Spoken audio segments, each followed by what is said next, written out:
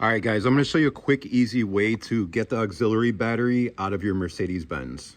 So when you're replacing the auxiliary battery on your Mercedes, basically what they want you to do is take all this apart. Then under there, you're going to need to take off all this trimming. You're going to end up taking all this off just to access the battery that is right down in there.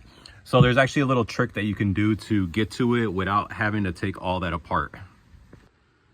Basically, what you're going to need is some kind of cutting tool. I use this one just because it's easy to get in there and to saw. So what you're actually going to do is you are going to saw right there, and then you're going to do the same thing right there.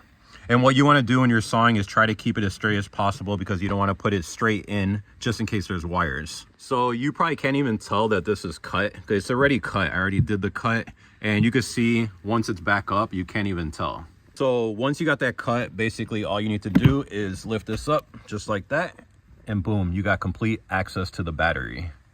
Then you just need some 10mm wrenches to get off the bracket and the hold downs, replace it, put it all back together, flip this down, put that piece back in, and you're good to go. If you guys have any questions, comment below. Please don't forget to subscribe to the channel.